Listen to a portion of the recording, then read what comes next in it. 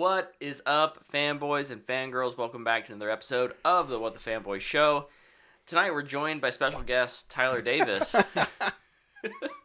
Tyler, welcome back. It's been a minute. Thank you. I'm here. We missed you. Wasn't sure if you'd ever be back. Yeah, it didn't feel like it. Kind of, work trip and small procedure last week, so just needed some rest. We're just glad that you got rested up. You're feeling better. Your work trip was your trip was a success. There's one nerdy thing. Yeah. I went to the Home Alone house while I was in Chicago, so that was cool. Yeah, it was kind of unexpected. Like, we went to dinner, and then they were like, hey, we're gonna, because we had drivers everywhere we went. Oh, yeah. Like, it was super weird. I gotta talk about this. Yeah, it was a pretty bougie trip, but, like, they had, like, the black SUVs that drove you around everywhere. It was super wild. I was like, this is... Were you ever worried the one in front of you was just all gonna sudden flip, and the blow one behind up. you all of a sudden flipped? You're just like, Yeah, I was a little worried, but I made it okay. But yeah, we went to the Home Alone house. That was kind of cool. That's awesome. Yeah. I already did that. I'll talk more about my time away, Baroque says, we all know Tyler has a side podcast he's been seeing. That phase is over. But there was a time. There was a time. There was a time where I did have a side piece. But yeah, that phase is over now, Baroque. Don't start no stuff. It won't be no stuff. Brett's the one with the side. Yeah, I was gonna say Brett's We got haven't the side recorded an piece. episode in a while. Trevor's been super busy. Yeah, he looks busy. You watched Endgame and posted that one. Yeah, that's true. That is the just end it. it's the end of the MCU, really. Is it really? It's so funny. You could talk about Shang-Chi, I guess. We started that whole podcast to be like, is the new stuff really as bad as we think it is, and is the old stuff as good as we think it is? And we got through all the old stuff, and like the newer like Phase 4 or whatever just hasn't been important enough to us to get around to watch. So maybe that says something. I think about, that answers the question. Might you answer set out the to question. answer I it. mean, you're not itching to watch Multiverse of Madness again? Oh man, Hey, we got through Black Widow. That is cinema. So we watched one. Was Black Widow the first of Phase 4? Because Spider-Man... Does it even count as Phase 4? It was more like an epilogue. Yeah. An Far epilogue From Home, prequel. Yeah. And Far From Home was a kind of an epilogue too. Yeah. Anyways. Or a prelude to Phase 4. Yeah. An in-between. It was But, I mean... space filler. No Way Home is entirely Phase 4, but it feels like it doesn't belong in any of the phases, really. Oh, yeah. It's just the movie. I mean, it has Doctor Strange in it. But it's a Spider-Man movie. Yeah. Maybe that's why that movie was so good. Oh, and now there's... well, maybe we can talk about that in news, but now it's like... Guardians 3. Is the next Good movie. Spider-Man movie even happening? Yeah. Sony- Beyond the Spider-Verse? Yeah, it's happening. No. MCU Spider. You knew what I was talking about. Yeah. How dare you take advantage of that to plug what will be the best movie of all time. If the animators can survive it. That's true. Please don't... We know what you did, Sony. We know what you did. We do, and it's no laughing matter. Anyways, take as long as you need on that movie, because it's going to be awesome whenever it comes out. It was supposed to come out last month. It was. There's... Like first March off, 28, right? if anyone actually believed that date... I thought they It's a had little bit finished. like- it's I a thought little- they were both done already. Okay, that's fair. That's fair. But that's a little bit like Brett walking to Dune and being like, yeah, this is the whole movie. This is the entire story. I'll never forget that. In my defense, they announced them on the same day Yeah. with Across and Beyond. They're like, oh, we're not just doing a sequel. We're doing Right. 2, and here are the dates. Yeah. Yeah. And I was like, great. That means it was probably just too long, and they're splitting them up. It turns out they just never did anything on the third one. They just completely destroyed their animators' sanity on the second one. Oh my They gosh. got a short film out of it. I have a lot I haven't of watched that yet. faith in Amy I'll talk about it Pascal. But like, what a ball drop. Like, how do you not know that your movie... Wait, what did you just say? Amy Pascal? Isn't she she's the... Yeah, she's the Sony girl. Yeah, I know. I was shocked you said you had faith in her. She's done good with the Spider-Man stuff. Not the Venomverse crap, but like... We'll just pretend she doesn't do that stuff. At least the MCU stuff and the animated stuff has been... And I get that the MCU, she's working with Marvel and whatnot.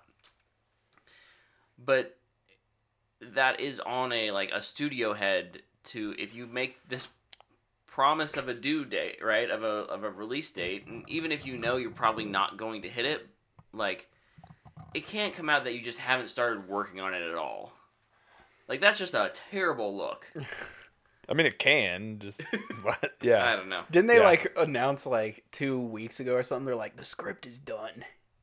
This one is going to rip your heart out. Yeah. Just it was supposed to be out today, but... Yeah. We're just finishing this now? Anyways. Yeah, so we didn't get a Spider-Verse trailer this week, but Luke, what other trailers did we get? We got one today that I know you guys are really excited for, which is the Maxine Yeah. Yes. movie. I like this trailer a lot. I also just love the other two movies that accompany this trilogy. So really looking forward to this. I think it's a little disappointing with all the stuff that kind of went on behind the scenes. Yeah, there's a little bit of a black eye on it, but yeah. I do think it looks good. I think aesthetically it's really neat. Looks like it's really well done. Ty West is an interesting filmmaker, just anyways, but it seems like each movie he's gotten a better cast, and I'm excited for this cast. I think it's pretty loaded. Yeah, this feels like a proper Hollywood entry. Yeah. Into the which tracks with the story they're telling, exactly, which I think is cool. Which is that's what makes it so awesome. Such a unique blend of where the kind of originated from, yep, and where it's built to, but yet it also is built into the story of who she wants to be and where she's going, and it's in LA, in Hollywood, and there's a serial killer on the loose. Dude, the Night Stalker. I love it. Absolutely. I don't know that. I think too, just the way this whole thing kind of came to be. It's like he made X, had an idea, and they were like, do it. So they've all basically been filmed back to back to back. Yeah. But yeah, I'm excited for this. I laughed really hard when Kevin Bacon was added to the cast because it's an 80s movie. Yeah. It's like, yeah, I mean, that makes a lot of sense. Just fits. Yeah, looking forward to it. It's going to be awesome. Big thumbs up. Yeah, big thumbs up for me too. What you got next? This is the Netflix show in the Sandman universe, Dead Boy Detectives. I'm going to thumbs up this. It looks the right kind of weird, and I think it looks neat. Yeah, I'm excited. This looks good. Yeah. I mean, they had me in the Sandman universe, which doesn't take a lot of convincing because that show was incredible.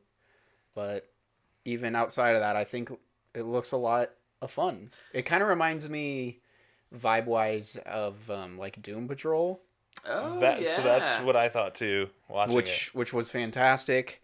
So I'm really, really excited for this. Yep. I think it just visually looks it looks really interesting. Yeah, it does. It looks good. For everything from the editing of the trailer to the cinematography and the lighting, color palettes, and choices. It all just looks like it'll be fun to watch.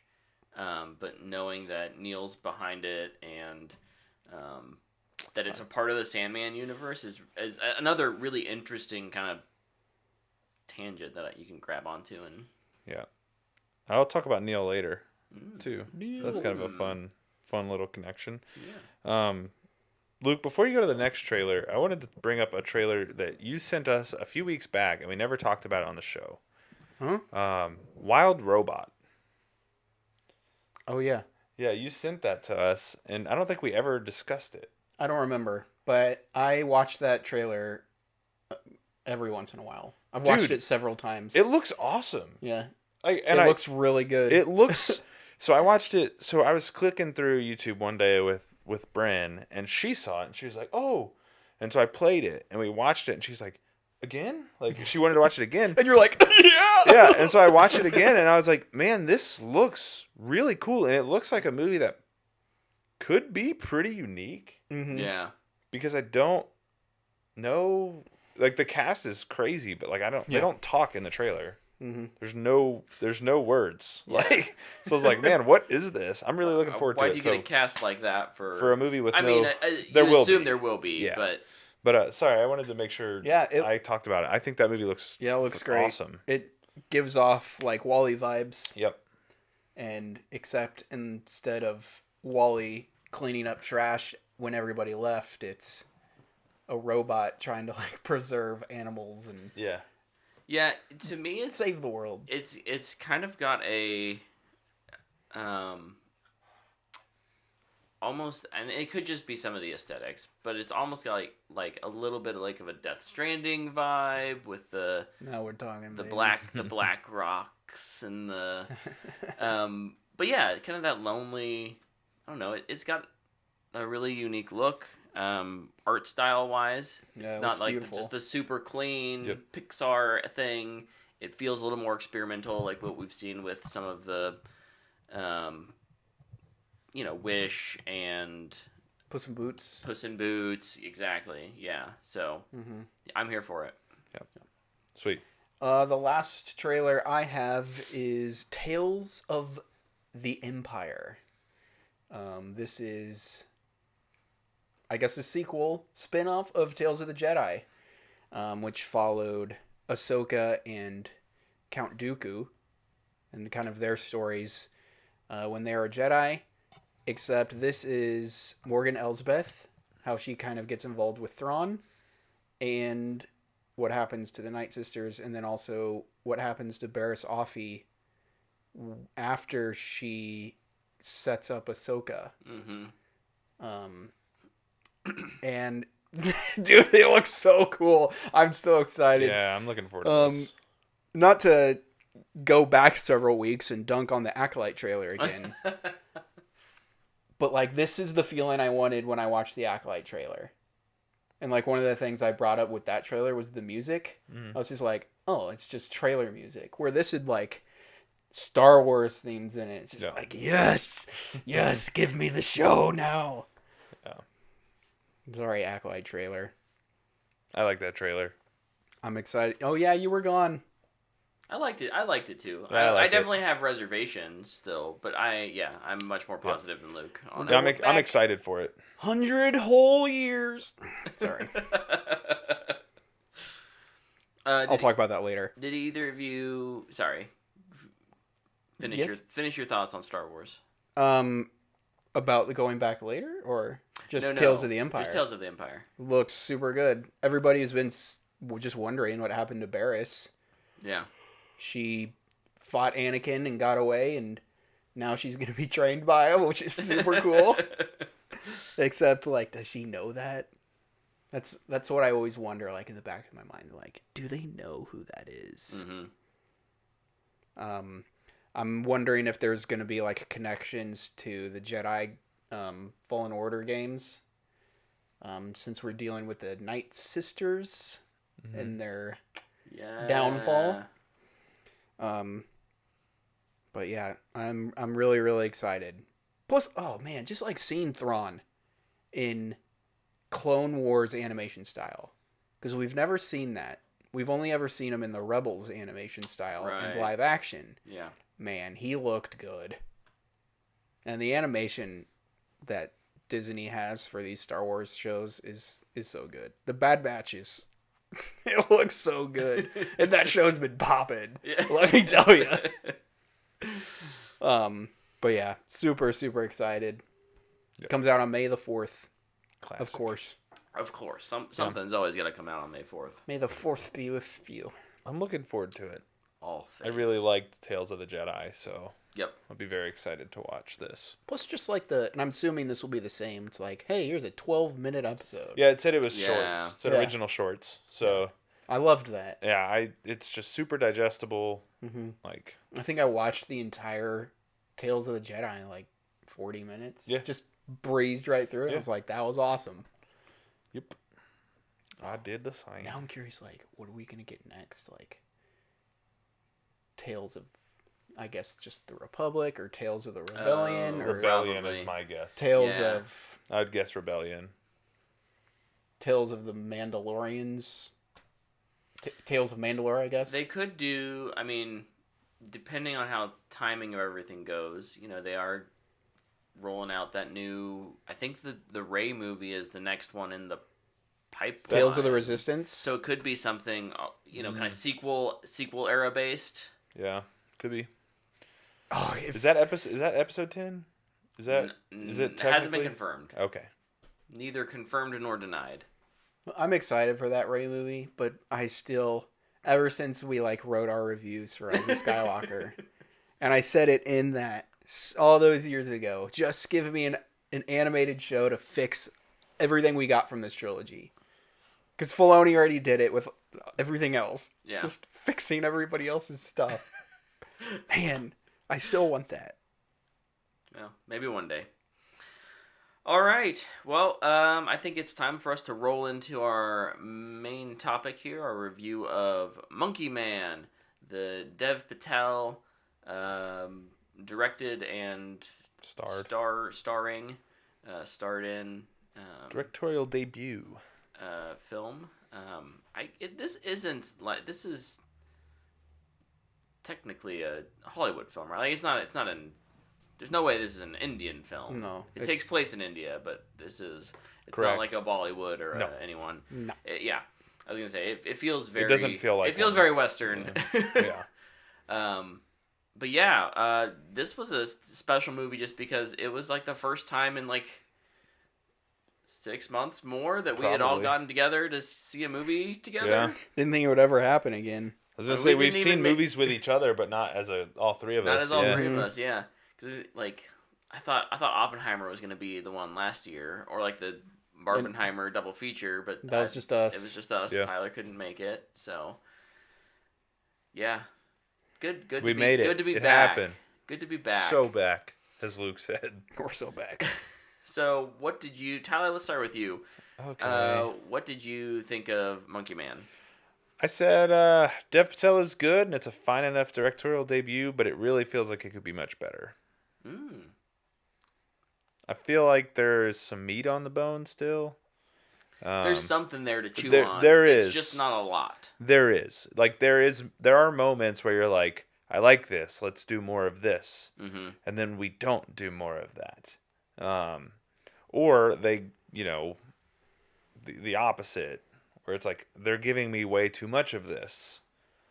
Like, let's pare this back a little bit. Right. But yeah, no, I know that's, yeah. Yep. Luke picked it up. It's, somebody asked me, is it good? I said, it's fine. I think it's fine. Cool. We'll talk about that in a little bit, Luke, too. I just think of the gif of the little kid. The kid is like, Whoa. yeah, no. That's all I can picture now. Luke was laughing at me during this because at one point did I just look down or something? Shake my we head? both did the same thing where we just both looked away. Yeah. And I looked to you and I just saw you just go, Yeah. just look down. It's just like, Yeah. I was having a really hard time. my thoughts were I didn't like it.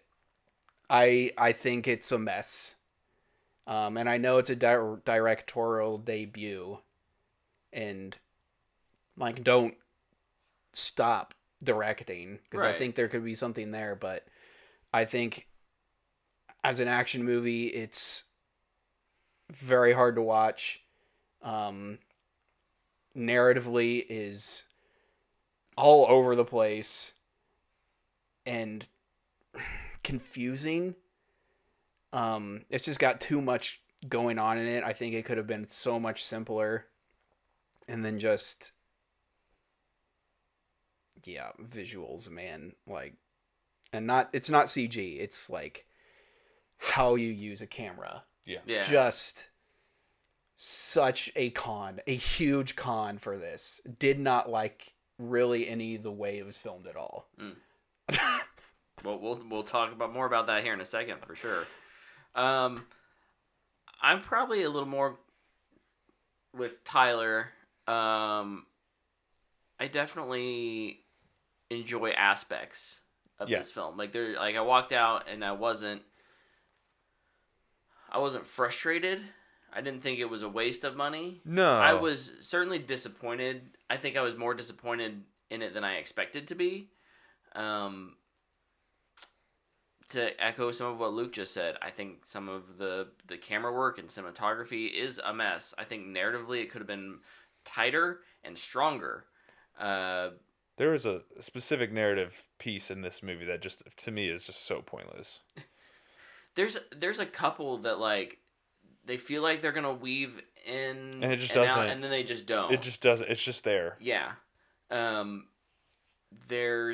I think it is actually hurt by the fact that there's really not a secondary character for us to care about. Like, Patel is the only character in here other than the villains that really get any emotional connection. Yeah. What's his the little Lucky? Yeah. Lucky is probably the closest you get. That or the but even monk. And the monk dude. The monastery, that group. Yeah. But they don't show up till the third act, practically. It's the kickoff of that. Yeah. So yeah, Lucky, they try to give you something to. I don't know. It's like a veiled attempt to make you feel bad for him, but you don't. Because he's ultimately everyone in that organization is like horrible, right? Yeah, they're bad people. And even Patel, like we've talked about this with other films, where it's like you got to give us something to like about. There's nothing. Patel doesn't. His character, because his name is Kid. Child. Kid. Yeah. He Bobby? doesn't have Bobby. Yeah. Is kind of the name he chooses for himself, but like his only motivation is revenge in this. For something that is stretched out for the first 2/3 of the movie. So like we as an audience don't know why he wants revenge. You can put the pieces together pretty quickly. I was gonna say, you can put it together in the first 10 minutes. Yeah, but they don't show you it, and so then you're not emotionally connected to it, because I can figure it out, but information isn't emotion. Right. So it's and that's why I'm like, narratively, structurally, the story, I just think it takes too long to really get going, and then by the time it is, you're so sick of all of the shaky cam stuff that it's hard to follow. Well, and it's too long too. Like, the movie is just too long. It's 2 hours long, and there's not enough there. I think that's part of when you say it needs to be tighter, or when you say it's kind of a mess. It's like they add elements to make this movie longer than it needs to be. Sure.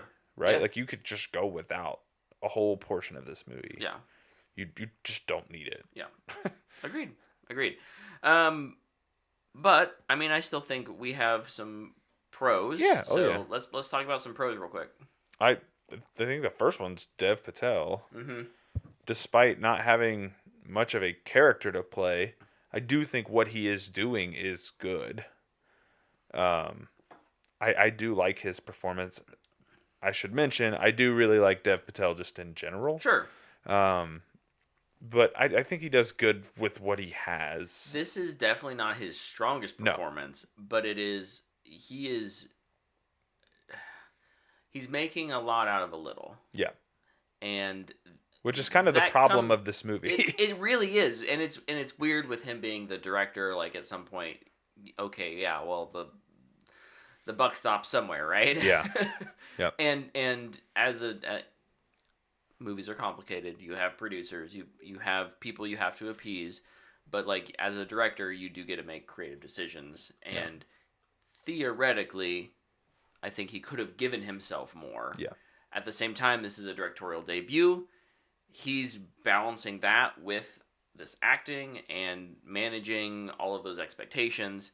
It just seemed like maybe too big of a bite of the apple. Well, and I think the intent, part of the story behind this movie is it wasn't going to be a theater release. Right. Right. Yeah, and I think that's something to keep in mind. Like, I don't think he was trying to make something this big, and it became bigger when it started to get distributed. So maybe our expectations were. Yeah, I mean, well, we can blame Jordan Peele. When Jordan Peele comes out and he's like, "This movie's epic. I'm gonna pay for it to go to theaters." It's like, okay, well, it must be pretty good, right? Right, like, right. Jordan Peele's done. I mean, at this point, he's 100%, right? Yeah. So, I don't know. I think there's directorial debuts while you're starring that work, Michael B. Jordan, and then there's this. Right, and there's others who've done it, right? But like those are the two most recent that I can think of. I think I can understand from a like Peele's decision. He's going after. There's like probably layers, right? Mm-hmm. But from like I don't know, like you see someone who he himself was an actor turned director. Yep. He sees someone else who is, racially a minority in the directorial field, underrepresented, needs more representation, made something that, by all accounts, is, like, impressive to a degree, right? Like, making any film is impressive. Yeah. And so, like, the fact that we may be ragging on parts of it don't take away from that accomplishment. No, and so absolutely. I think for him to reach out and be like, hey, I want to get this in front of more people, he's impressed by it from a certain perspective, and we don't know exactly what those reasons are, but I get it. But you're right, the clout that kind of comes with Peele's name now does, maybe, if you're not feeling everything in this movie, you may be like, oh, what a swing and a miss for Jordan Peele. But let's also, let's be real. There's going to be people who love this movie. There are. Yeah, I see them on social media. They're going to... I mean, critics love it. Yeah, they're going to love this movie. So. It's just, I think we talked about it when the trailer came out, but, like, this plot, this story it's running its course, right? Like, everybody's trying to make the next John Wick movie. Yeah. Like, Luke's talked about it incessantly, right? And, like, this is just another one of those. It's just, I don't know. Pros. Yeah, pros. I just put the cast as decent. I don't think anybody in the cast is bad. Yeah. Right? Like, there's not. I think that's fair. There's not like one performance where I'm like, ugh. Like, even Lucky, like the little bit he has, I thought he was pretty funny. Like, he made me laugh. Lucky? That's the short dude that he rolls around with. Yeah, I liked him. Yeah, I could never remember his name. Yeah, he was cool. It was really nice to know Charlotte Copley is still in movies. Yes. I have not seen him in forever. Yeah, he brought great energy to that role. Yeah, his performance not was likable, but I liked the role. Yeah, he did exactly what he was going for. He did a great job. Yeah. For sure. Even if the party's in isn't, all that necessary. Right. I have lighting down here. We talked about this on the walk out, and we'll talk maybe a little bit more about it in cons. Cinematography, I think there are shots in this movie that are pretty, but like Luke said, the method of which you are operating the camera too much handheld detracts from the shots. That said, I think there was a lot of really imaginative and good lighting. I wanted to just mention that was one of those things that it stood out to me. Even in the trailer, I think the trailer captures it pretty well too. But the use of lighting was really excellent. Yeah, there's some really cool shots. I'd agree. And then sometimes there'll be a little bit too much shaky cam, but like it'll settle. It's like, oh, okay, that's a cool shot. It's so funny in a movie that's so action driven. To me, the best moments are when the movie slows down. Yeah, for sure. And I love hyper violent movies. But man, this one it's got some stuff. My only other pro, and I don't know if Luke maybe has it, but I did like some of the music. Yeah, I had it on my list. I thought the music was good. Music was great. My favorite scene involved music. Dude, that scene is awesome. It might also be the only scene they had a tripod for. Maybe they just sat it on a ledge. I don't know. Potentially. Maybe. But maybe. I also want to talk about in that scene, without spoiling things, Dev Patel's not the biggest dude in the world. Yeah. But honestly, I didn't think it looked bad. Him, like the whole punching bag, all that stuff. Like I thought he looked good in the role. I thought he did a good job. Yeah. Yeah, I thought he bulked up appropriately. That he didn't. Yeah, he didn't bought his look physicality. like he was over on roids it felt or anything. real. Yeah, it felt real. Looked like the kind of, I don't know. It looked like the character he was. This is not some insensitive. Like he looked kind of like a gutter rat, right? Like yeah, well, and that's what he's playing. I don't know. Is that like I don't want it to be like if that's. But that's the character he's playing. Exactly, though. Like he says it a lot in the movie. Like when they drive through where they live, like Yeah. he's like, man, we're just out here. Like we're just trash to them. Yeah. Like so that's where he's from, and he's believable. He's not. Yeah, he doesn't look roided out of his mind. I think his like Luke said, you bought his physicality. Mm-hmm. And like him throwing punches didn't look goofy. No. Like it could have. Yeah. You know, like we see some movies with action and like the actors don't look like they know what they're doing, and not with him. I felt like he looked pretty good. Well, there's a fight with him in the ring later in the movie, and he's going up against like a 7.5 foot tall dude, and like that fight felt believable still. Yeah. So like there's maybe choreography could be in certain scenes. What you can see of it. What you can see of it. Well, I mean, kind of off that too. Pro. I think the unnecessary part of the movie, are the best looking fight scenes. Yeah. Yep. Which is all the ones in the boxing ring. Yep. Yeah. It's when you get out of the ring where I don't know what they're trying to do, really. Just, I don't know if they were going for Bourne style, if that was like a conscious decision, or... But, like, in the ring, it's like, hey, we're in a confined space, so we're just going to film the fight. Yeah. And we'll have to move the camera, but the rest... We kind of float around the edge. We get in and do a little bit of this and this. But... The snap edits were egregious in the third act. For real. So we can hop over to cons. We're talking mostly here about cinematography and camera movement. In the fights it's just so shaky.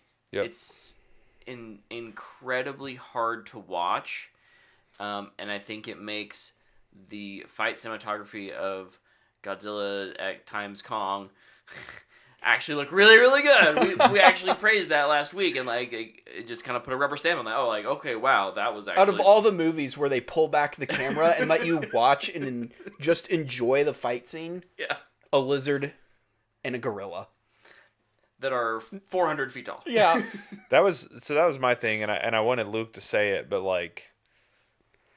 Luke, a lot of times after we watch any action movie, be like, man, I wish they would just pull the camera back. And like, most of the time I agree, but it's not like so bad that it bothers me. Yeah. In this movie, it bothers me. It like I feel like at times I was looking at shoulders. I knew we were in for a problem during the prologue. Yeah.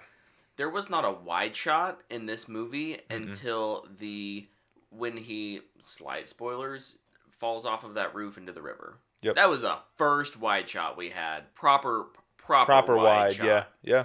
And it just felt that made the movie feel claustrophobic in a way that was detrimental, in my opinion. There's claustrophobic in a way that works, Captain Phillips, and there's claustrophobic in this, and it's just like, ugh. It just felt like we don't. And again, this might go back to that point you're making, Tyler, about the scale of the movie, the size of the movie, what it is meant to be. Yeah. It really just felt like a movie that didn't have a budget to shoot wide for some reason. Like they didn't have the lens. It felt like an indie movie. Yeah. And it was... that's not an actual... Like, that can't be an actual problem with a film of this size. Even before Jordan Peele jumped on, right? Yeah, no. Because he jumped on at the end after it had been shot. Right. So... It really bothered me during that whole opening when it was handheld next to the kid and the mom, and it was really discomforting. Yep. Actually. And you don't even like if that would have been a choice for a scene in the movie. Like great. There could be a section of the movie where that fits. Mm-hmm. Heck, even like most of the second act when he's in the club. Like, you could understand, like, the world around him is evil and it's closing in on him and, like... Yeah. you could make that choice there, and it could fit and feel really unique. I think that's the problem. Like, it's an effort to make things feel frantic, but the whole movie feels that way. And so, yeah, like discomfort. It's what makes these kinds of movies great is they're fun to watch. Yeah. This is not fun to watch. Right. And I think that's what hurts it the most. I agree. And by the time we got to the third act, I was kind of checked out. I was ready to go. Never happens, and I was like legit feeling motion sickness, like not full on like the GIF we were making fun of, but it's just like I don't like looking at this. Yeah.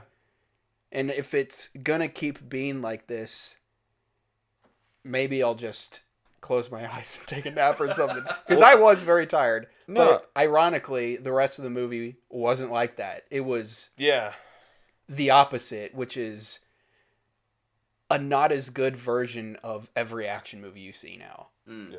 With like the snap edits to do a oneer. Yeah, the post-wide shot, the movie kind of settles down a little bit. Yeah. And from there, like, it's more enjoyable to watch. And I think that's why it lands where it does for me in the rating. But like the up until that wide shot, we're gonna use that as the marker. That's the marker. Man, it was a lot. Yeah. And at that point, when he falls into the water, I checked my watch and I was like, okay, how much longer is this movie? I don't know if Luke was noticing, but I kept getting like buzzes on my watch, and I was just out enough of the movie that it was like, oh, what was that? Right? Yeah. And normally I wouldn't do that. Yeah. But you're right. I just was looking at the time. I'm like, man, how much longer is this movie? Because, that's ultimately what I keep coming back to is like, it's just not fun to watch. Mm-hmm. There are some things in it that I like. There are some things I really don't like. But ultimately, as an overall thing, it's just not fun for me to watch this movie, and it's not one that I would watch again. Know what I would love? The scene where he's at the village, kind of like rehabilitating himself. Mm-hmm. Give me like an hour of that, and then lead into the final Bang thing. Bang Punchy Man. Yeah. Like, and even the scene where he like goes and gets money for all those people. Yeah. Like, super cool. Yeah. But it's like 15, maybe 10, 15 minutes. And it's just like, I would have rather had that. Like this small building yourself back up, can I do it movie? Because I do want to take out vengeance on this dude who did the thing. Yeah. Sorry, go ahead. But no, instead it's frantic claustrophobia, handheld shaky cam for about an hour. Then awesome village scene, and then less shaky but not as good action. Glidey snap camera edit. Yep. On from, I don't know, Aldi or something. With a shoehorned political plot point thing that I just didn't feel was needed in the movie. I feel like there was a lot of shoehorned plot point. Yeah. Like, what was the point of the girl? It's just there. So that's when I talked about my negative, or one of my in the negatives movie. earlier, right? Like it's those plot threads that ultimately don't go anywhere. And to clarify, I don't mean it's like political as in like our political. I mean, it's just like there's this political plot thread through this movie just isn't really ever pulled on until the very end. And they're like, there's an election happening, and some of the bad guys are all like tied up to this party, right? And so the Sovereign Party. Sovereign Party. Good job. Yeah, you remember that. I did not. No. Yeah, so when you're talking about Yeah, I don't mean like it's woke or anything like that. That's not what I mean. Like it's whoa. Yeah, right. Like there is like this political thread throughout the movie that they just really don't do anything with, and I think that's one of those moments where it's like, okay, if you're gonna do this, let's do this. Yeah. But they never really lean into it, several things that they put in the movie. Same with the girl, right? Yeah. Like the girl is like, okay, why is she here? Gonna be like a romantic interest? Yep. Like that could be an interesting back and forth. Nope, we're not gonna gonna really. We're not gonna really unpack that. We're gonna unpack that. We've got the. I thought we were really gonna lean into John Wick. We got a dog. There's a dog here. Yeah. What are we doing with the dog? I don't know. Okay, the dog is useful for one Oh, thing. dog was a pro though. Great Dog plan. was a pro. Yeah, good. Awesome Solid plan. Yeah. And then it went. Yeah. And it's like we just forgot about the dog. and I did really like. So again, like going back to what Luke was saying, like let's have him rehabbing, like rehabilitating. I would have also liked if there was some combination of how he does infiltrate the facility or the hotel or whatever. Because I did like the bits where he's like working his way into the room. Like, Yeah. I need to get into this room. How do I do this? Right. And it's like, hey, I'm gonna do X, Y, and Z to get to where I need to be, so I can effectively recon this situation. And honestly, I thought those moments were pretty cool. It's where you get lucky. It's where you get the girl whose story really goes nowhere. Yeah. What's the lady's name? Is it the Queen. Queen. Queen of Queenie? King. I think it's just Queenie. Is it Queenie? I think it's Queenie. Yeah, like I thought, the stuff with her was interesting for the 10 minutes we get it. I was like, okay. And then you just kind of move on from those things that I think would make it a better movie. Because it And just you so don't have badly to- wants to be a John Wick movie. You don't have to tie up every loose end. No. But you've But you also can't put so many loose ends in a movie that you end Right. up, depriving the people watching it. right. And I think that's, again, it's just, there's just too many things in this movie. Yeah. It all goes back to just tighten it down. Yep. But I agree. he'll learn from this, I think. Oh, absolutely. I think he'll learn a lot. I'm sure it was I don't know. I was gonna say a fantastic learning opportunity. Oh, yeah. That's such a cliche thing to say, but But it is. It is. Yeah. Yeah. No doubt. And he's got Peele's eye now. Yeah. So I would love to see him work with Peele it- in the future. Jordan Peele is a producer on like a proper producer from the beginning of a project on something he's involved with. I think that could be an incredible partnership. Yeah, Heck- and maybe Heck, I wouldn't even mind if he just joined Peele's next movie. dude, that'd be Oh, yeah. sick. Heck That would be yes. amazing. I would love Heck that yeah. so much. Yeah, no. Do we want to give ratings? Yeah, let's do it. I'll go. I'll give it to Matthew McConaughey. It's all right. This Luke? is straight to streaming for me. I'm gonna give it a straight to streaming as well. Definitely closer to that Matthew McConaughey than the bottom, but it's one I would probably say wait till I don't think you need to see this in theaters. In fact, Yeah. you'll probably be motion sickness. you Yeah. need some motion sickness pills if you're gonna go see it. Yeah, Another reason I theaters. think it would be great to watch at home is you can turn on subtitles. subtitles would be huge. I Yeah. felt like I couldn't understand half the things people were saying, Yeah. and it's a mix of audio mishaps, which happen. Nolan does it all the time. And It's then a also feature, not a just bug.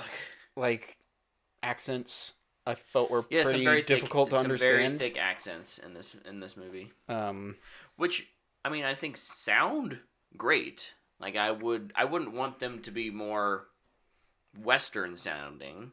I would just but like they just, speak. They need to be Indian. clearer, or just speak Indian and have subtitles. Like I'm watching Shogun every week, and 90% of it is in Japanese. Yeah. And it's awesome.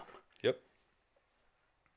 I love listening to Anato I speak Japanese, man. It's So good, so good. very nice. All right, for Baroque in the chat, we need to do a little monkey dance to let them know that we were done. You have talking the about easiest Monkey path Man. to get up. All right, Welcome back, Baroque. If you saw that. I hope he saw that because we're not doing it. Well, Luke's gonna keep doing it apparently. So that's our review of Monkey Man. Next, we will hop over into the news. Who has some news stories? There's for a us monkey this movie week? next week, right? Did we get 3 weeks of monkey movies? Isn't it Kingdom of the Apes? Is that next week? I thought that was May. You might be right.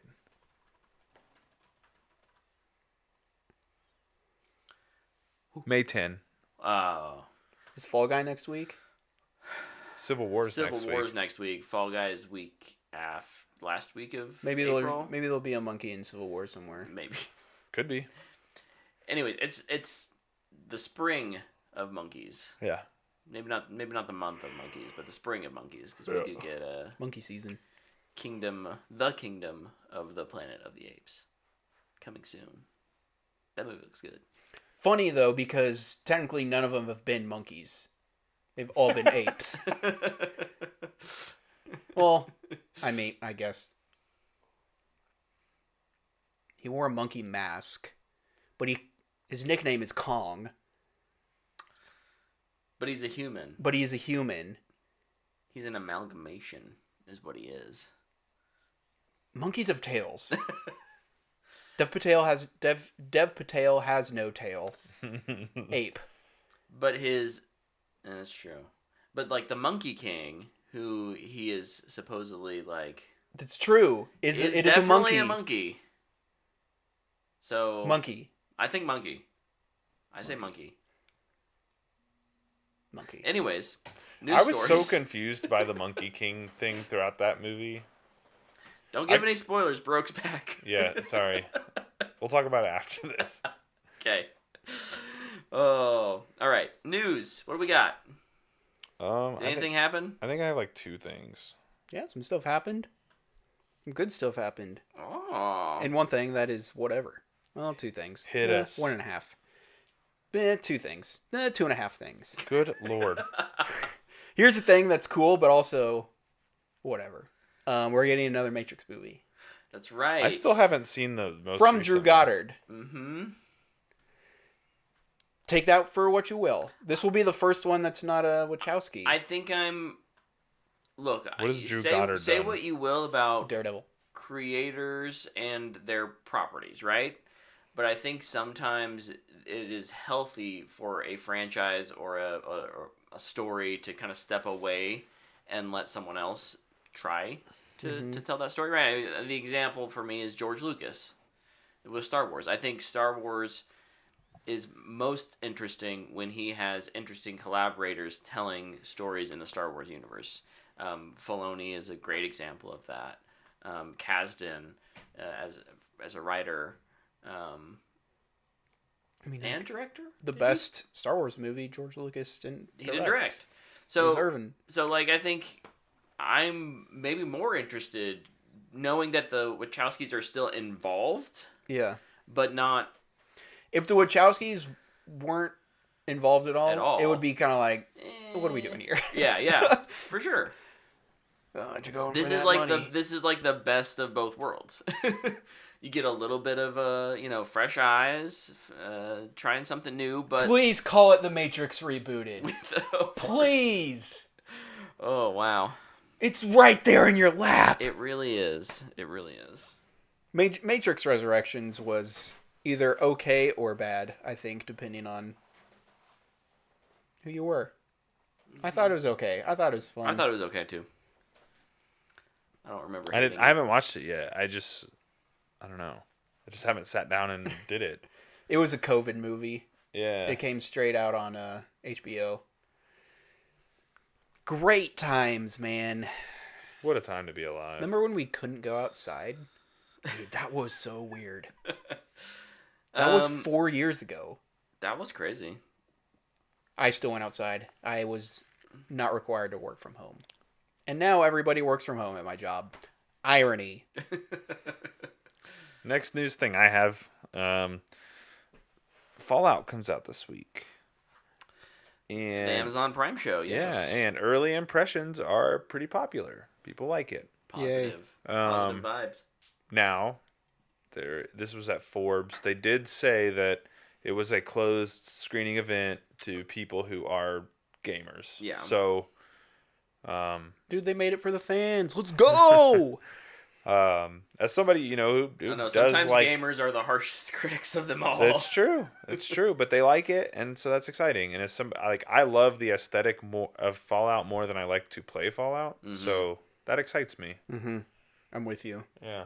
I'm looking forward to I'm always this. like, oh yeah, Fallout, this is so cool. And then I'm 10 hours in and I'm like, okay, yeah. Yeah, this is just too much walking through the wasteland. Okay. Oh, yeah. I'm out of VATS. Okay. Guess I'll die. Yeah. Maybe the gunplay will feel better in the next one. Fingers crossed. No. I don't think Starfield's gunplay is horrible, so if it's No. at least on par with that, it'll be fine. If they adopt some of those, how that feels. They might, but they're still gonna just lean into VATS. So it doesn't matter. If you don't improve your vets, you're going to die to a rad roach. You're going to die anyways. And you're just screwed. Well, when we were at Monkey Man, there were quite a few other people at the theater watching Godzilla X Kong. That's such a bad title. It is such a horrible title. Wow, do you guys hate math? Oh, what is A it New equal? Empire. I'm sorry, I didn't even finish the title. I only gave you half of the title. Anyways. It's the best title of the year, baby. It's been doing well. It has over 361 million. It's made 361 million worldwide thus far in its first 10 days. Legendary says that's a good sign for getting more. So Nice. And it's WB, and they just came off Dune, which is also doing really well. Yeah. So what do? They keep destroying movies, because movies just don't always make money, so we're just gonna burn it. What are they burning? You get next? no flowers. Congratulations to the filmmakers for making entertaining movies. WB can kiss my butt. I thought you were gonna say suck it. They can suck my butt.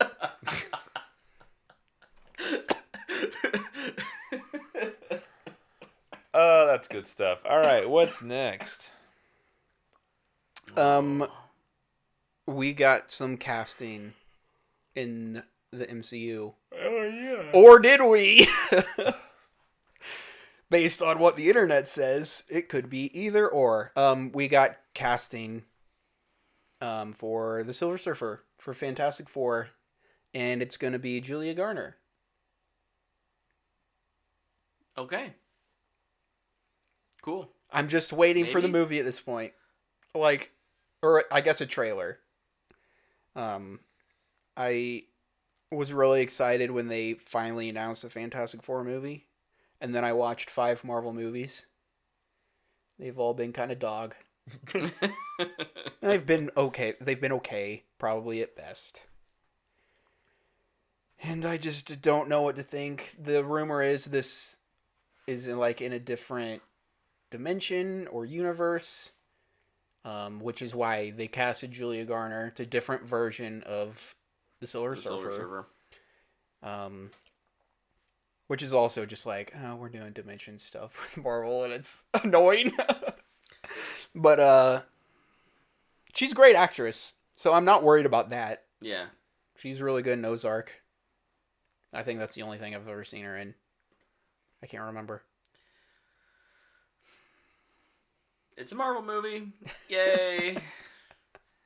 What is the Fantastic Four? I need somebody to I boost know. my excitement. I with know, me. Luke. I'm so sorry. I can't be more excited for you. It's the first family. I wish it could. I could too. I think the other cool little side story of that was the whole Lakeith Stanfield thing. Oh yeah. Is cool the right word for it? But I thought it was cool. interesting. Yeah. I thought it was very cool. Okay. Him just being oh man, I thought I was gonna get it. Being that. Dude, what if he was just I just feel BSing? that would be hilarious. That's even cooler. Yeah. I almost feel bad that that's how he actually found out. Oh yeah. That's why I wasn't I don't know if it's cool.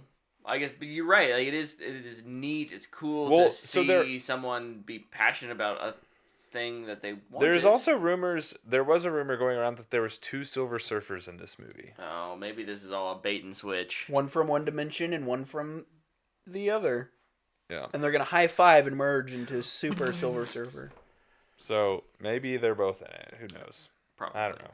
Probably. But love Lakeith Stanfield. Yeah. So. That would be a yeah. No, I don't know. I actually think the idea of 2 Silver Surfers and having both those actors portray them would be really really fun. It'd be kind of fun. But I'm also, I don't know. I wish I was excited for this, but Yeah, same. I'm just not. Hey, you know a movie you can start getting excited about? Dune Part 3. Mm-hmm. I think you might be with me. I don't care about this movie until Denis announces directing it. I don't. I have 2 great movies by him, but if it comes out that Jack McJack is directing and Denis is just producing, it's Denis won't even produce if he's not directing, I don't think. Here's my fear with this movie. But money. I'm going to put my tinfoil hat on. Yeah. He had said he wouldn't make part 3 unless he knew he could make it better than part 2. Right. Apparently, he did have a script, but he made that comment post news that there is a script, right? Mm-hmm. I honestly think they just offered him so much money he couldn't say no. Is he confirmed as directing? No. No. I don't care. They just said it's in development. It's in development. But also, they announced Dune 2 was in development super early too. They told him he was getting Dune 2 before he Dune took 1. Dune 1, yeah. Like he knew he was getting 2 movies. Yeah. Sure. I just don't. And a show. I think that this is a Warner Brothers play nice gesture of faith to audiences and Denny that this is going to happen. Here's what not this is getting fast tracked, just it is happening. He is making another movie, I guess, something about nukes. A nuclear war. So Yes. so here's my concern also. I like Dune. I like the story of Dune.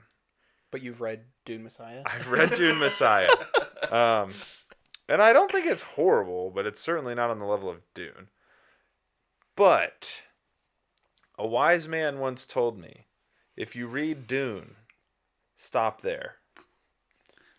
And, you know, the unadaptable has been adapted, and it's really freaking good. Honestly, I think we should just stop where we are. Man, I'm sorry. I brought the story up just to try and get you guys excited about something, and look, I've clearly not done that. I would love Dune 3. I'm here for it, and I'll watch it, and I'll happily go watch it. But the more Dune you get story-wise, the worse it gets. And so, like, he has to, and I trust that Denny will adapt it in a way that makes it enjoyable, right? Like, we just haven't gotten that confirmation yet. Correct. And until that happens, you're nervous. I'm a little nervous about it. I just don't think Messiah's very good. I've still not read Children, and I know I need to, because apparently if you stop at 3, you're better off than stopping at 2. So I need to do it, sure. but, like, man, it's just, I don't know. I think if it's Denny, I'm all in. No, I really think that Dune Messiah adaptation won't be a lot like how it is. I don't think it'll be anything like the book. I imagine it'll just be, Get ready. We won't do Dune 2. Get ready for everybody's favorite. It's nothing like the book. Go cry in a river. We don't care. I think it will. Everybody will be excited to see their favorite Samoan guy back. The Rock?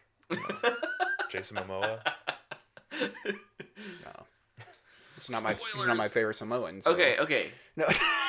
I don't. Luke, Duncan. did we talk about the Supergirl director news last week? That hadn't happened last week. There were. No, that happened this week. Yeah. Yeah. So we haven't talked about that yet, right? No. Okay. I think that happened on like Wednesday. Yeah. So Craig Gillespie. Is he confirmed? Or is it still rumored? In talks, as they say. Let's see what the news says. I don't think James Gunn has tweeted about it. Deadline. So probably. Deadline says in talks to direct. I'm on board. I've not seen Cruella, but I do like I, Tonya. Tanya's really freaking good. Yeah, it's really good. Nobody will ever convince me to watch Cruella, though. Oh, he also made... Hold on, I'll look it up. Another film. It was much older. Oh, yeah? He has some older stuff that is like, oh, really? Yeah, he's not a young guy. That's for sure. He's, Craig. How do you spell This his name? this VG247's article title. P-I-E. Got it. DC Studios subverts expectations by not landing a female director for Supergirl, but the pick is cool regardless. No, it was his most recent one. It was Dumb Money. Oh. I just remembered it. The GameStop movie? Yeah. He made Dumb Money. He made The Finest Hours. Do you remember that Chris Evans boat movie? Oh, yeah. Underrated, in my opinion. It was good. He made Mike, the Mike Tyson Hulu thing. Oh, I didn't watch Oh, that. with my Jon Stewart picks in that movie. Mm-hmm. Pam and Tommy. I'm connecting the dots. It all makes I heard sense Pam now. and Tommy's really good too. I never watched it, but Well, oh yeah, cool. So when that's confirmed, $1 we'll Million obviously Arm? Never saw let it. you know. But on his IMDb it says he's directing Supergirl. I think that's pretty close to That's a pretty. confirmation. That's pretty firm. Can't anybody update that stuff though? No. Isn't that like Wikipedia? No, is it not like Wikipedia? IMDb is the Wikipedia of movie credentials. Yeah. It's like anybody can edit it, but you want to update it yourself. Oh, is that how it works? Yeah. I don't know the ins and outs. Cool. Well, you guys have any other stories? Yes. Just do this one really quick. Avatar live action has new showrunners. I didn't write down their names. All I hope is that they do better than whoever was This doing it. was, and I read this because I thought the headlines were all very clickbaity. But essentially, when the animated series showrunners stepped out, the season 1 showrunner stepped in just to get the season done. Like, their plan was to just get season 1 across the finish line, and they would bring in new showrunners for season 2. So this was always expected. This was not like a, hey, good job, but like critically it was We're going in a different direction. We're going in a different direction. This was always the plan. So I just want to be clear that we're not presenting it in that kind of bashing the. Yeah. We have our own opinions. All of us have our own opinions on. I didn't watch it. Tyler doesn't. Luke and I have our own opinions. Terrible on show. The quality of Your guys' review was enough for me to be like, He watched one episode, and he was like, nah, yeah, I didn't watch it. I suffered. No, I finished. you! Wait, Luke, did I ever tell you that I finished it? Oh, you did? I did. You poor child. Nah, it wasn't that bad. Dude, it was so bad. No. Oh, it was so bad. I think they made some interesting decisions. But By trying to include literally every single thing in a different place for some reason. Yeah, I agree. In any case. In any case, let's talk about something far more interesting. Sure. James Mangold is making a Star Wars movie. Did we talk about this already? No, that was before the show. Show before we do the show. But we knew about that, right? We're Yes, talking about the writer. I'm the writer. James Mangold making a movie is not the news. That is a setup for your yes. I had a tangent in my head. It just came out. It took too long and we butted in. Ooh, where does Troy Polamalu rank on your list of favorite Samoans? He is in Moana. Troy Polamalu? Yeah, he voices a character in that. Seriously? I he didn't the know dad? that. No, Well, obviously, The Rock is number one because he can never lose a fight. Number 2 would be the dad from Moana, not the actor, just the dad. just the character. The character. Not even the grandma? Number 3 is Moana. It's chicken. And then number 4 would be the grandma. Then probably Troy Polamalu. Okay, I like it. Then Jason Momoa. Baroque asked, so Yeah, there's my list. got it. Yeah, Moana's chicken is high up there. That dude tanked a lot of damage. I'm not gonna lie. Yeah, hey. So, all right, Built different. I'm going on a tangent because he truly is built different. So, there's a Disney trading card game. If you're not aware of this, it's called Lorcana. Dude, is he Hei's in it. Is he like a legendary or something? No. So my his card title is Persistent Pest, and anytime he gets like defeated in a fight, he just goes back into your hand, and you can just play him again. Like he just never dies. Unkillable. Like, he's a pure tank. Okay, he's number 2. Moana's dad is now number 3. Moving up. And the I list. actually went and played at a league night a couple weeks ago, and I played that card, and the dude I was playing was like, "Gosh dang it, dude, I freaking hate Hey." It's so great. Anyway, James Mangold is making a Star Wars movie. Yes. Indeed. And then this week, it was announced that he's going to have a co-writer for it, and it's Beau Willimon. And if you don't know who that is, he did probably the best 3 episodes in Andor, which is the prison section of the show with Andy Serkis. Have you watched Andor? Oh my gosh, Tyler. It really is incredible. So we're really in for some good stuff, I think, for this movie. Hyped. It was Brett's also getting hyped over announced it's going to follow the origins of the Jedi, which we kind of already knew that. But it's set 25,000 years in the past. Suck it, Acolyte. Suck it. This is what I'm talking about. 100 years. Ooh, okay. Hi, Yoda. 25,000 years. Let's go. But I'll say, if it doesn't look visually or aesthetically different, I will be extremely disappointed. If we're like dealing with the same art, the same like Jedi logo, like the lightsaber with the wings, it's like maybe they'll discover it. Maybe they'll create it. Be like, whoa, that'd make a good logo.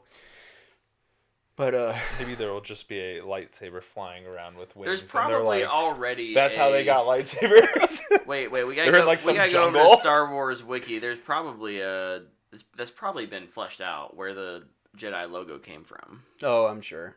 Wikipedia. Oh, that's right. That's what it is. Star Wars wiki.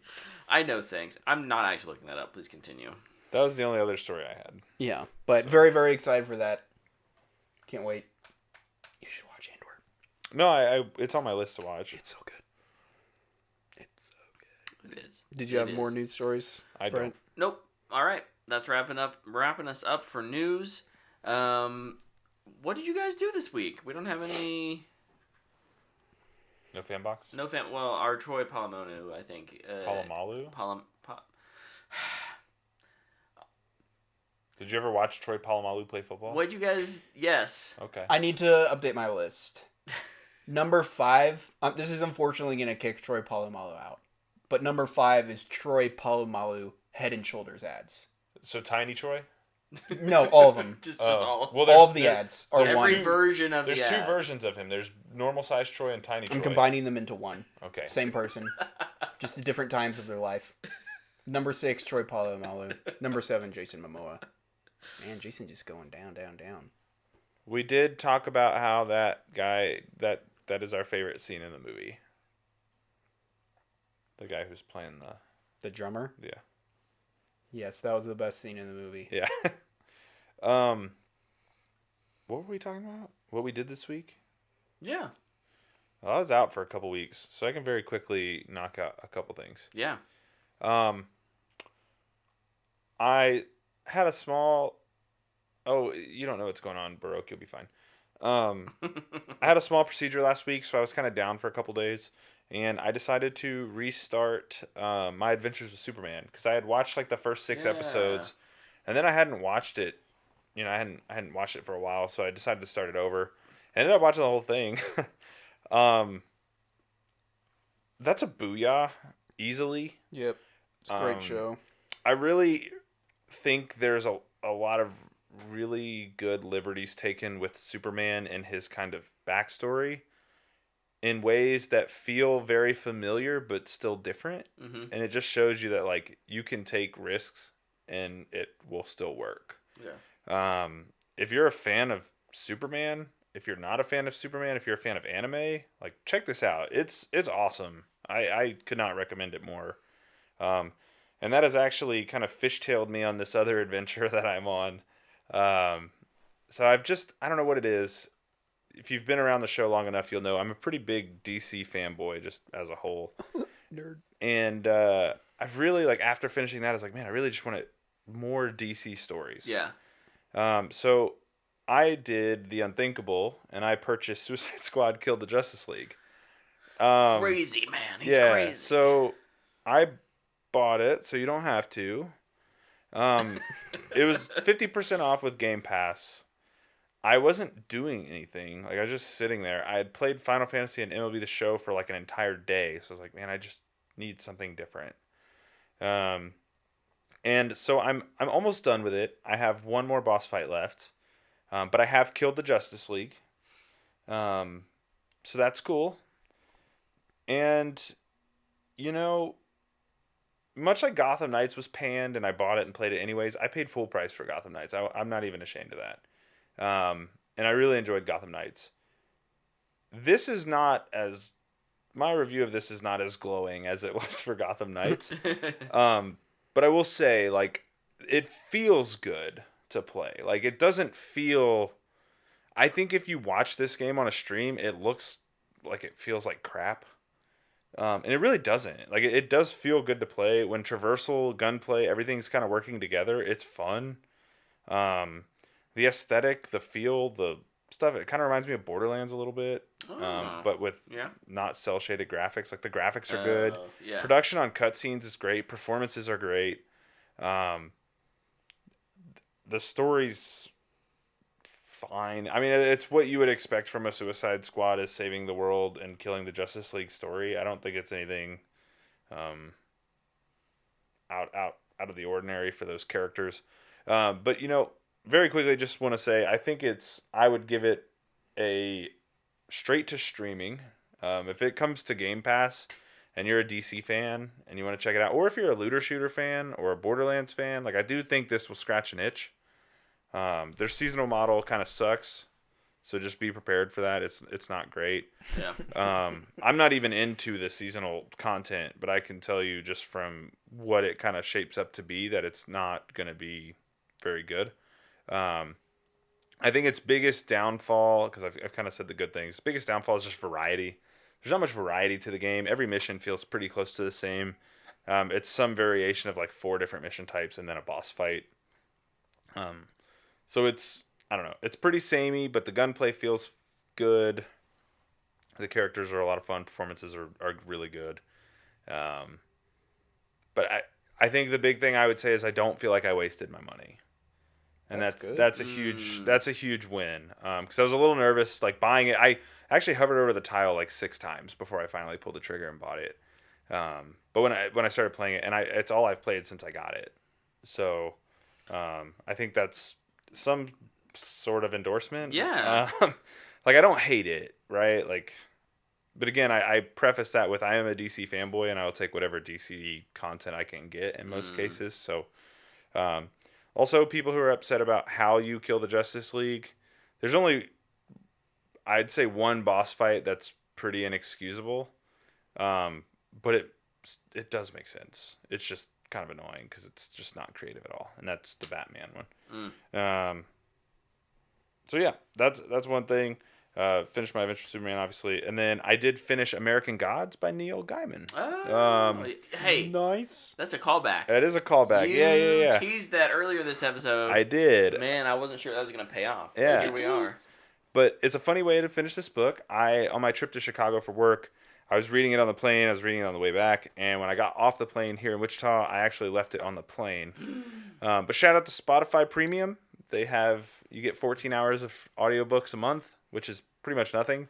But when you only have like 80 pages left, you can just pop in the audiobook and knock it out. So I was able to finish it. I'd give it a fanboy worthy.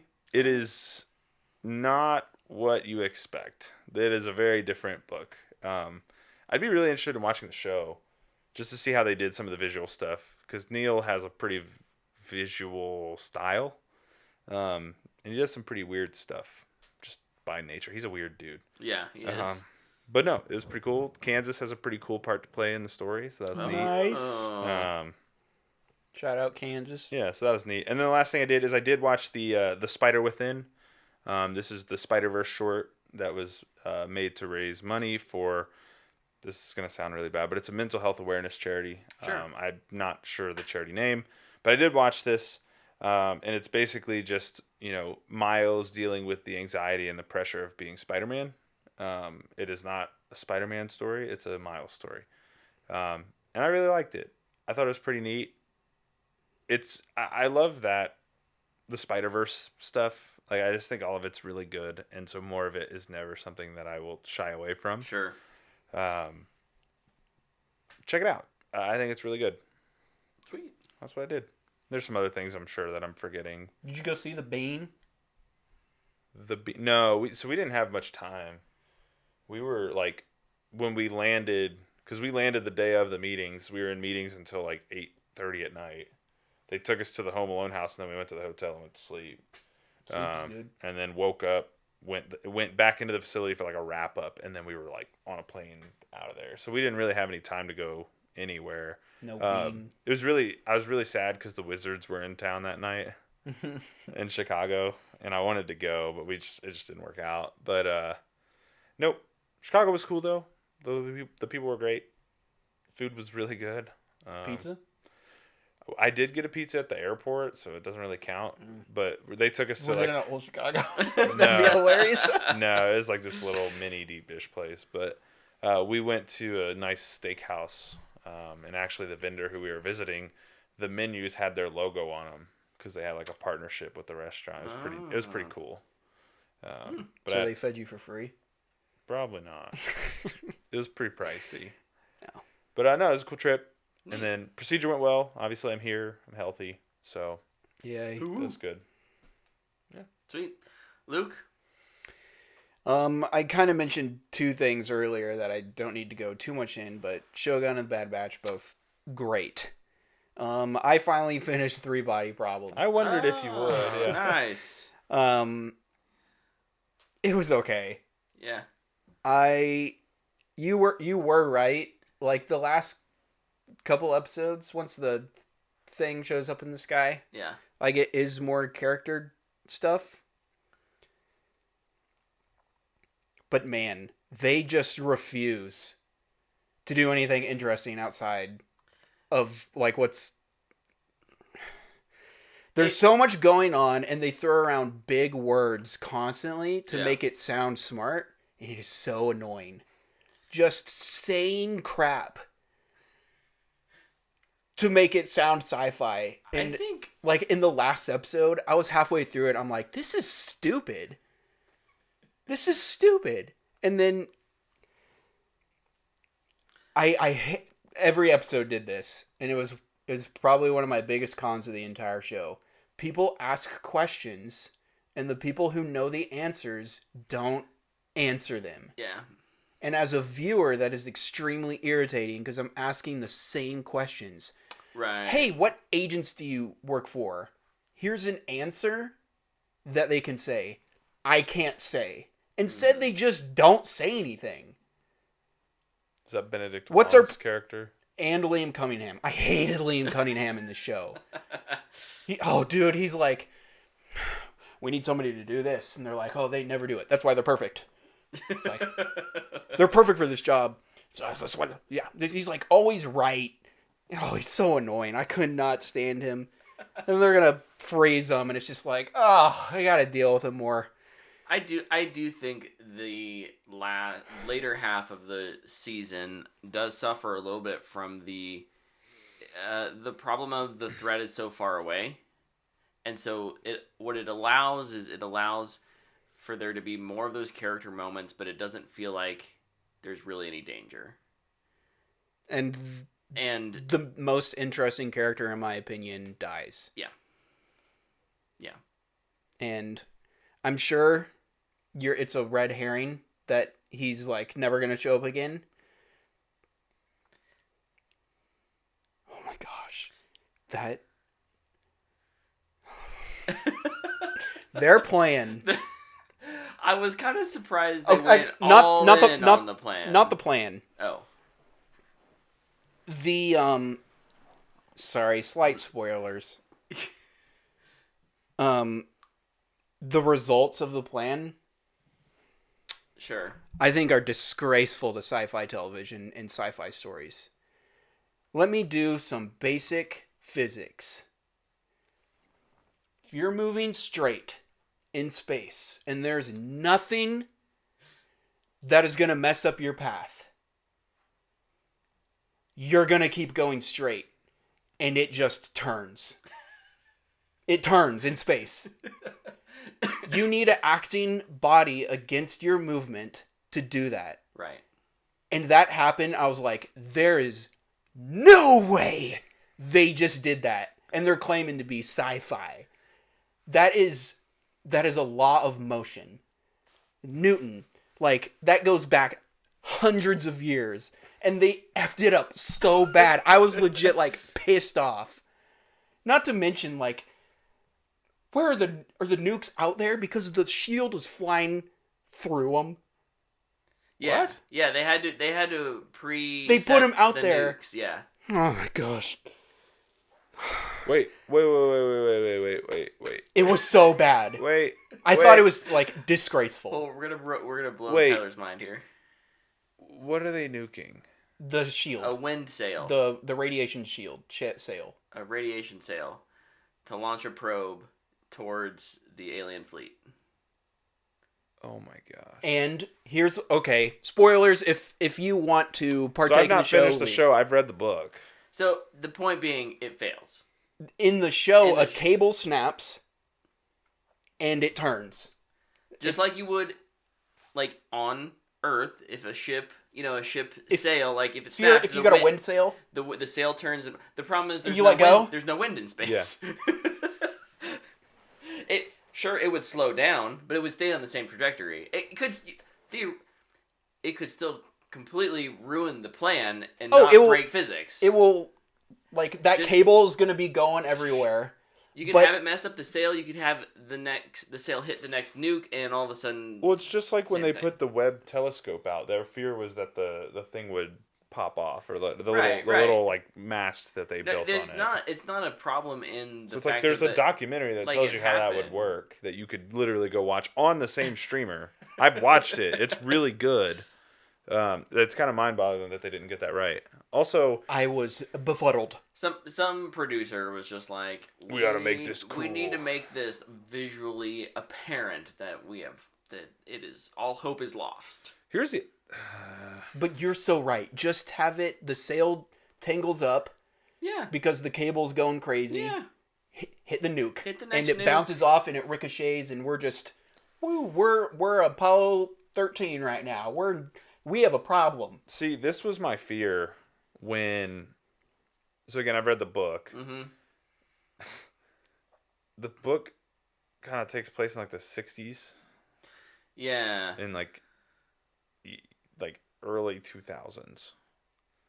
And like this is just modern day. Yeah. It's just. And so I wondered with how they would blend that modern day technology into this story, if how much it would impact it. And it sounds like it impacts it quite a bit in a negative way. Dude, just like the whole you're a wall facer. What's a wall facer? You are. Yeah. What do I do? I knew that would get you. I'm sitting there like, who freaking wrote this garbage? Is this in the book? Do they have this conversation in the book? Because the author needs to be slapped. Do they have wall facers in the? I don't mind. I don't know what that is. They are people who are chosen to. They're going to lead the human race. Come up with how to combat the aliens. Dude, and they pick Saul, and he's just like, "Why did you pick me?" And then the aliens are trying to kill him. They're like, "Why are you picking me? Can the aliens just see the future?" Like, They've got some really interesting They have a nuggets. group that's trying to figure out what they're going to do in the book. But they're not like, we're going to combat them. They're like, hey, they have a time frame, but they're like, we have 45 years to prep the Earth for this. Like, we need to start. They do it in 2 weeks. Yeah, no. In the book, they have in the first book. So in the end of the first book, you just know of the aliens. Yeah, that's it. Like they're not. You know what the aliens have done to kind of cause problems for Earth, and that's pretty much it. I don't even know if they go into that in the show. Do they go into the little miniature probe things? Oh, the siphons? Yeah. The siphons are one of the most interesting parts of the show, I think. Yeah. They're not well explained, but I think it's a fascinating idea. How do they explain them in the show? They move around the Earth and just... They hack everything. They folded space-time. Oh, they made something really big, really small. Because small things that move 3 times 10 to the 8th meters per second move faster than big things at 3 times 10 to the 8th meters per second. That's the same speed.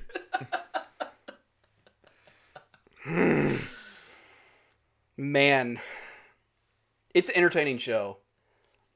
But they need to hire a physicist. Well, I don't think Neil deGrasse Tyson is doing anything. You know what it is, though? It's kind of the opposite of Oppenheimer. Oppenheimer finds drama in the science, right? And in the stories. And here, they've instead opted for drama in the characters, which I think that part is actually pretty good. Yeah, it's good. But then spectacle and drama in the. I guess right now it would be Spectrum because it's really not action, but it's not in the nitty gritty of the science. It's just in how it's shown. No, would be a great opportunity to kind of lean into that Oppenheimer-ness. Would be, the two girls. I don't remember their names. Mm-hmm. Kind of at odds with what we're trying to do. Yeah. They go more into it with the dude. Instead, they should have maybe done it with, I need you to build this sail because you're the only person that can. And she doesn't want to because she already hurt a bunch of people with her technology. Right. There. Yeah. Character work and science. It's already there and it's already set up, right? Is she the nanotech person? Yeah. Oh, yes. There's already some natural tension there. You could have just explored it a little more. Is the nanotech boat scene in it? Yes. Yeah. Is it cool? It's very cool, and they still really have never explained why they had to do that. It's kind of cool, and at the same time, very like gratuitous. Like it felt like it was just. It was shock value. Yeah, it felt like a shock value. It's right up the showrunners. Oh, no wonder. Yeah, it's D&D. No, I don't. Yeah. No, I'm back to physics now. They don't know. They're used to fantasy. They were making Game of Thrones, which is magic. And then they were in Star Wars for 3 months, which is space magic. Space magic. Man, I should have thought about that. Hire a physicist. Just ask them, hey, if this cable breaks, what would happen? Nothing. It would just... It's not speed. It's not. You're not going to have the means to be able to speed it up anymore because your mode of transportation and busted. Thrust has been destroyed. So you're just. I just find that I don't know. Do you spend any time with the aliens? In the VR, kind of. And you talk to them, like just they through communicate the radio. Through this VR headset. And TVs, and they like... Yeah, they do kind of take over electronics the same way Zod does in Man of Steel. Interesting. Just briefly. And they can just, like, hack your brain. Yeah. Which... It's again, like... This kind of goes back to what Luke was saying. It's super vague, and they just say it, and then they use it as a threat, but then it's never really implemented in a way that's actually... about the timer? Convinced as a threat. Yeah. So the timer is one of the things. Is that we can control, and even, again, look, we're kind of in full-on spoilers here for 3 Body Problem, but the timer to me in the book is one of like the coolest things. But they talk about that. They talk about how we can control what you see, but and then part of the problem is there's only 2 siphons, so they can only do so much, and they can only be in so many places at once. But at the same time, like, okay. Well, you know who is actually in charge, right? And, like, you could just take over that person's mind. Yeah. They openly threaten them. So do they talk about how the siphons are... Their entire purpose in the book is to halt progress for... Yeah. Okay. Yeah. So that's what's annoying about this is, like, it's modern day tech. So, like, they have the tech they would need at that point. With the book being set in the past, it's like, no, they're preventing us from getting the tech we would need to fight back. That's why I feel like it's just such a weird, like, the setting they placed this show in. Mm-hmm. I'm sure they put the siphons, they went back a couple years or whatever, but like in the book, like they're playing around with particle accelerators. Yeah. And so like the siphons break all the particle accelerators. So that's what they're doing at the beginning of the show is they're breaking the particles. So yeah, because they talk about that in the first episode. One of the things they're trying to do is, okay, how can we keep the siphons busy by operating multiple particle accelerators in different locations? Wait, so they know about the siphons? By halfway through the season, they know about the siphons? They just straight up tell them about them. Oh, yeah. The aliens are just like... They're like, we've got 2 siphons floating around. We know everything. Go full Eagle Eye on them. Yeah. Oh, it's Eagle Eye. Oh, it's Eagle Eye. Okay. I watched that movie once. Look. I like that movie. I don't remember it. Look, I don't know. I'm going to watch this show because I read the book. But, like, the book is really good. Like, it's really good. So it is kind of mind-boggling to see that this is just not. I can see that this. I don't think is it's like bad. Yeah, that's what's weird about it. It's just as somebody who really enjoys like space science. Shadows of the Eclipse today. Yeah. I find it really frustrating that they couldn't just like Google something. I get it. And like it's really frustrating too when, and this is sci-fi in general, when they're just like, here's this new technology, but we're never going to explain it.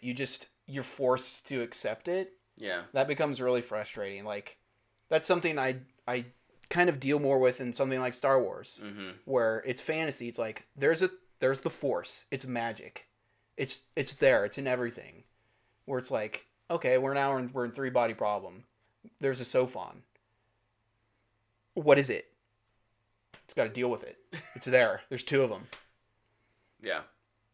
You're bugs. Also, I just want to say they like put that on the TV, and I was like, It's like, okay, I hate mosquitoes. And then, like the very last shot is he like takes him to a field of mosquitoes. He's just like, look at all these bugs, and I was like, I said that 4 episodes ago. Gosh dang it. Yeah, the "you are bugs" thing is part of the book too. Yeah. It's not a bad like I kind of like what they do there at the end, but you're right. They're like, you're annoying. Yeah. And we're gonna squash you out because you're being frustrating. But we're bugs. We always come back. No matter how many ant traps I put out, they always come back. Mm-hmm. Like they're like we can be that persistent. That's as a race. They like, throw that as an insult, and it's like, oh, or as a species. Cockroaches survive nukes. Bring it. Right? Like yeah. So like I think my hope would be that season 1 walked so season 2 can run. If they get a season 2. I'll read the second book and let you know. I would like to. I think I would like to read the books. Finish the other book I gave you, and then you can borrow it. Okay. Man, I'm sitting here. Before I have too many books on loaner. Like, I love the first 3 episodes when an alien race is like, we have 3 sons, and it is just causing issues. Yeah. And I just wish the story was, can you help? Because, like, that's one of the best parts about Arrival.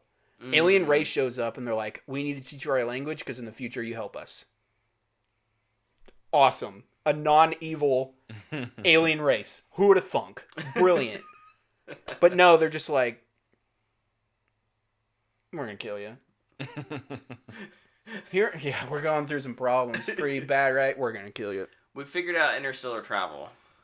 But we're just really this slow. Is the only, and your planet is the only inhabitable one. Yeah. You'd be like, hey, do you want the moon? Mars? It's like, hey, can you survive on Mars? We'll nuke Mars. We got all these nukes. We could send a sail and a probe to you using these nukes, or we could terraform Mars using these nukes, and you can be neighbors. I'm sure they have great technology to do that kind of stuff. Probably. They could ask them, hey, like, do you guys breathe?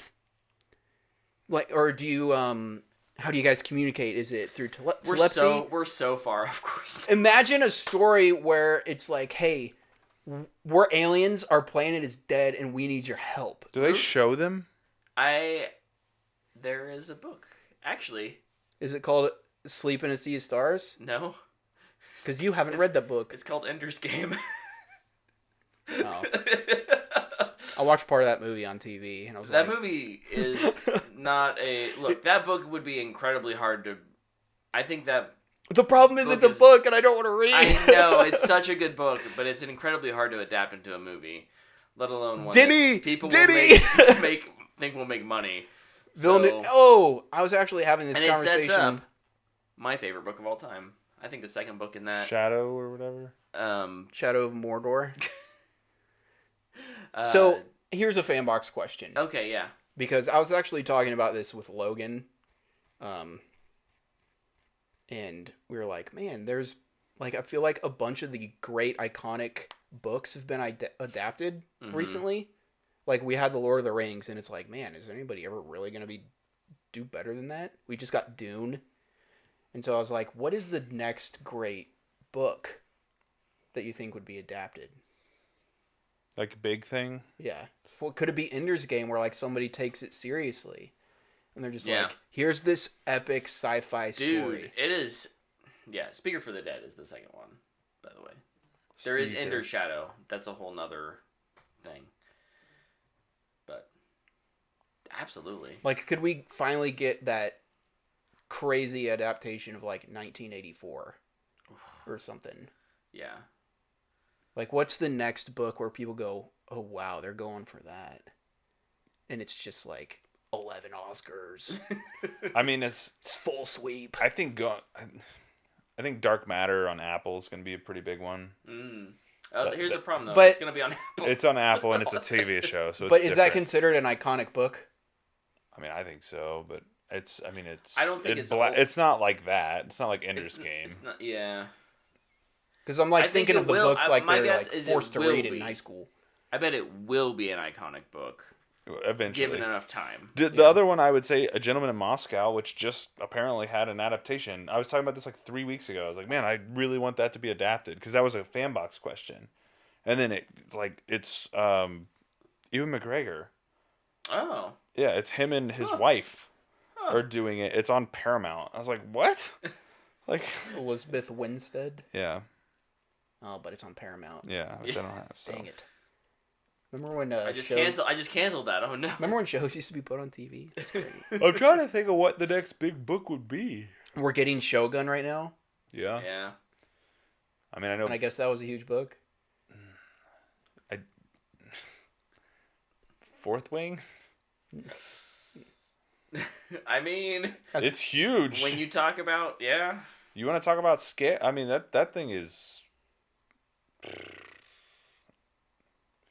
No, it needs to be Don Quixote. Is that the guy who fought windmills? Yeah. Epic. I don't know. I don't know what it would be. I'm just like waiting for like somebody to announce a book is being adapted, and it's just going to be like this 3.5 hour epic type. Yeah. Awesome. Like what is that? Yeah. Yeah, that's hard to say. I don't know. We finally get a like a Fahrenheit 451. They tried to do that pretty recently though. Yeah, they did. Yeah, and it was horrible apparently. Yes. The HBO. Michael B. Jordan and Michael Shannon, yeah. Yeah. Man, that seems like a good cast. Good cast. Yeah. Couldn't make it work. Oops. They tried Brave New World. Foundation's already happening. Baroque says over in the chat, can't wait for the film adaptation of the 2,500-page Journey to the West. I am not familiar with Journey to the West. I don't know. I don't have a huge, like, library of books I've read that I can be like, I can't wait to see this because I just... Not a book reader like me? Yeah, somehow I read more books than Luke. I'll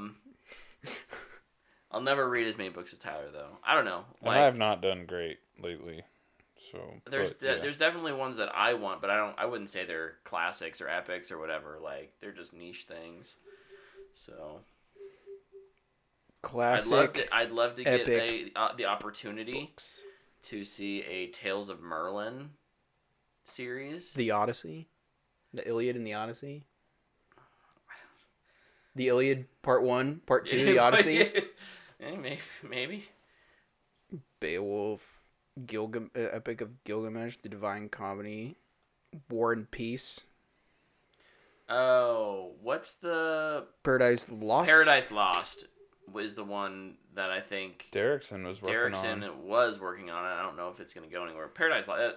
The so Canterbury many of those classics Tales. get stuck in development hell. Hamlet. The Dark Tower. Yeah. Yeah. Hey, there's Shogun.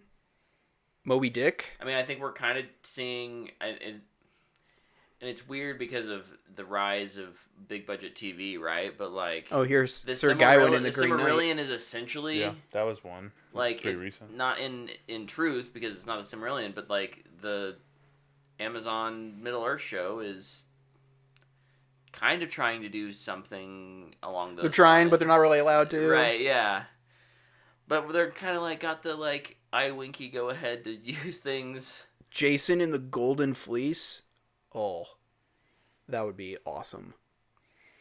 Honestly, it's amazing to me at this point, and I've not read any Sanderson, but anything he wrote, like Mistborn and all that stuff. He must just have a super tight grip has all his, on that. He publishes all his own stuff. Yeah, and doesn't want an adaptation right now. Narnia. Can Netflix nail Narnia? I trust Greta Gerwig, but do I trust Netflix? That's the question. From the studio that brought you... Oh, here's a good one. The Three Musketeers. Let's get a legit Three Musketeers. It's been a while without Kiefer Sutherland and Charlie Sheen. We did just recently get... don't even care. We did just recently get the... oh my gosh. Killers of the Flower Moon. Yep. Was one. Tale of Two Cities. Ivanhoe. I mean, we get like Shakespeare knockoffs every other year. But what if they just did the real thing? Romeo and Juliet. Oh, here's the Gunslinger. Yeah. So there's lots of potentials out there. We just need writers with vision and producers with trust, I guess.